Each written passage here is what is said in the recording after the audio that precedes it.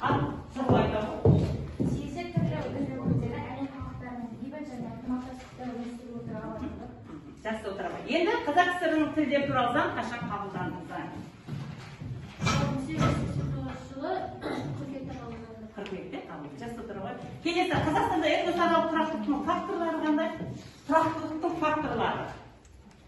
Қазақстанда этносаралық тұрақтылықтың факторлары. Этносаралық тұрақтылықтың факторлары. Не деп түсін айтамын?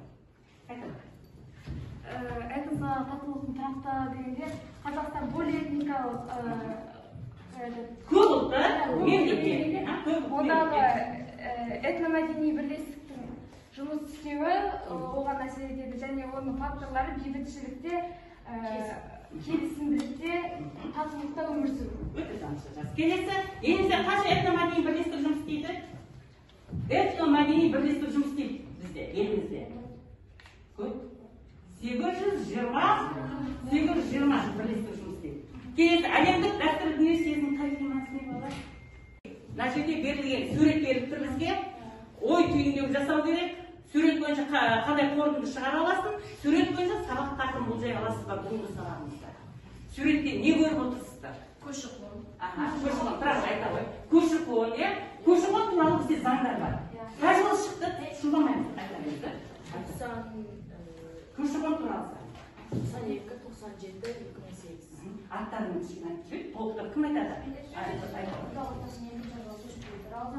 Көшіп келу туралы заң шықты отырған заң. Екінші 97-де шыққан заңдар. Көші-қоны туралы заң. Жақсы. Тағы да қандай сурет көріп? Негізінен көші-қон екі бағытта болды. Сыртқа шығу басқа елдің арасында және елдің ішінде атқаны болды. Елдің ішіндегі бұл кейіннен шықты, ал елдер арасында бұл КСР-ның несі келісіммен болды. Жақсы, тағы да. Не көріп отырсыздар суреттен? Ассамблея көріп отырмыз, иә? Ол бүгін өтетін сабағымыз. Жақсы, тағы да айтайын? Тағы да не айта аласыздар? Қазақстан көп ұлтты мемлекет, иә? Көп ұлтты. Біз қайсысына жатамыз? Полиэтникалыққа жатамыз. Біз қай ғасырға дейін моноэтникалық болдық? Айтады. Біз 20-шы ғасырда дейін. Неше бөлімнен тұрады? Бірінші. Бір тағдыр теңдігі бір, тегі бір, тегі басқа, ұлт рухының дамуы. Отырады, жақсы.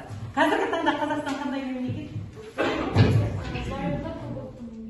Зайырлы мемлекет, унитарлы мемлекет, құқықты мемлекет, демократиялық мемлекет. Жақсы отырады.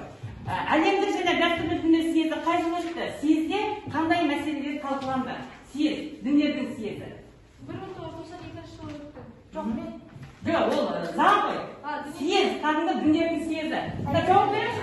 және дәстүрлі көшбасшылардың діндер съезі бірінші съезі 2003 жылы Нұрсұлтан Нұр-Сұлтан қаласында өтті. Жақсы. Енді осы съезде органдары және ассамблея қызметінің негізгі бағыттары.